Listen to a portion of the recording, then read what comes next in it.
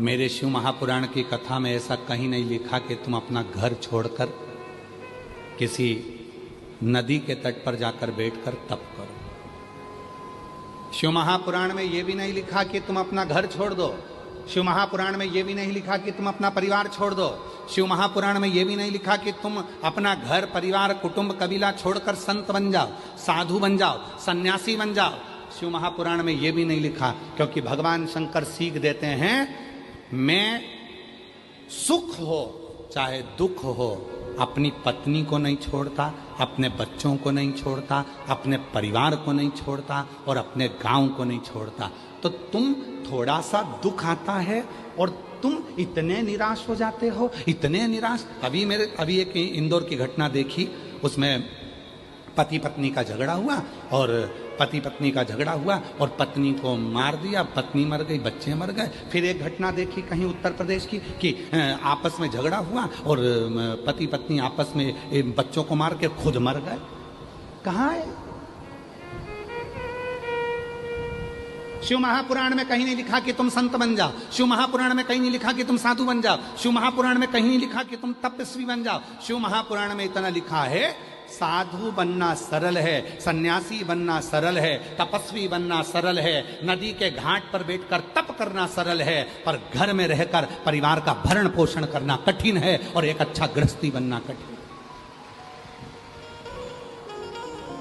शिव पुराण कहती है, शंकर जी की कथा कहती है, शिव जी कहते हैं मैं अपनी पत्नी के साथ रहता हूं। कोई देवता, भगवान नारायण की मूर्ति का दर्शन करिए, भगवान विष्णु की मूर्ति का दर्शन करिए, भगवान विष्णु के पास में लक्ष्मी जी मिलेंगी। बोलो सही है कि गलत है? जम के तो बोलो। सीताराम जी का दर्शन करिए, राम जी के पास में माता जानकी जी मिलेंगी। राधा कृष्ण का दर्शन करिए, कृष्ण जी के पास में राधा जी मिलेंगी। ब्रह्मा जी के पास ब्रह्माणी मिलेंगी। केवल 33 कोटि देवता में केवल एक देव अधिदेव महादेव से हैं जिनका शिवलिंग पृथ्वी पर होता है, जमीन पर होता है, और पार्वती जी का स्थान शिव जी के स्थान से ऊंचा होता है। उज्जैन महाकाल में जाकर दर्शन करो, शंकर जी नीचे, पार्वती जी ऊंची। सोमनाथ में दर्शन करो, सोमनाथ नीचे, पार्वती जी ऊंची। ओमकारेश्वर दर्शन करो, शंकर जी नीचे, पार्वती जी ऊंची। भीमा शंकर जाकर दर्शन करो, शिव जी नीचे, पार्वती जी ऊंची। केदारनाथ जाकर दर्शन करो, शिवलिंग नीचे, पार्वती जी ऊंची। 12 ज्योतिर्लिंग और जितने उपलिंग हैं उनका भी दर्शन करिए। शिव के मंदिर का दर्शन करिए, शंकर जी नीचे होंगे, पार्वती जी थोड़े से ऊंचे स्थान पर होंगी। क्यों? क्योंकि 33 कोटि देवता में केवल एक देव अधिदेव ऐसे हैं जो अपनी धर्म पत्नी को सम्मान देते हैं और कहते हैं कि इसको ऊंचा रखा जाए, इसको मान दिया जाए, सम्मान दिया जाए, इसको ऊंचा स्थान दिया जाए। केवल शिव समझाते हैं कि अपनी धर्म पत्नी को आप जितना मान दोगे, सम्मान दोगे, आदर दोगे, दुनिया उतना आपका आदर करेगी, उतना सम्मान करेगी। नहीं तो लोग कह देंगे ये अपनी लुगाई का सम्मान नहीं करे, पत्नी का सम्मान नहीं करे, भाई का सम्मान नहीं करे, बहन का सम्मान नहीं करे, कुटुंब का सम्मान नहीं करे, रिश्तों का सम्मान नहीं करे, तो कौन करे? तुम्हारा आदर दो, सम्मान करो।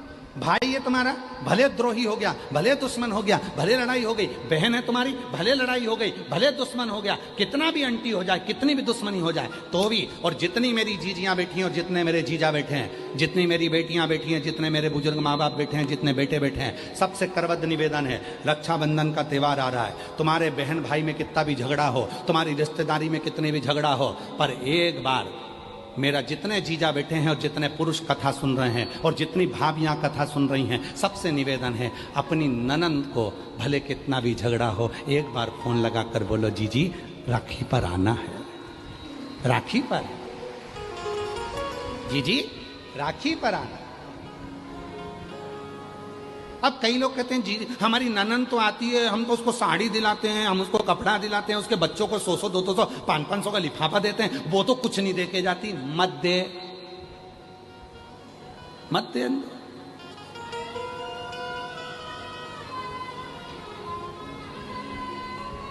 कथा कहती है, गाय और बेटी, जम के बोलो क्या क्या? गौ माता और बेटी। गाय जब तुम्हारे दरवाजे पर आती है तो तुम्हारे दुख हर कर जाती है, और बेटी भले तुम्हारे यहाँ आकर मायके में कुछ ना दे, फिर भी वो तुम्हारे पूरे दुख को हर कर लेकर चली जाती है। गाय और बेटी ये दुख है। लगाना फोन। 28 तारीख की राखी है, अपनी अपनी ननन को, तुम कितनी भी लड़ लियो भले ननन से, कोई बात नहीं। झगड़ा हो गया ना, कोई बात नहीं। कितने दिन का झगड़ा रहेगा, कब तक रहेगा, जीवी तो तब तक, ऊपर जाके झगड़ोगे नहीं। ऊपर दिख जाए ये बिमला बोई है मेरी ननन, छोड़ूंगी नहीं इसको। एक तरफ नरक एक तरफ स्वर्ग, बीच में खिड़की रहेगी, तुम वहीं से लड़ती रहना, लड़ खूब लड़ना, और अच्छा जूड़ा बांध बांध के लड़ना, देख लूंगी खूब देख लड़ो। कब तक लड़ोगे, जब तक हो पृथ्वी पे। का आग लगे बस्ती में अपन रहो मस्ती।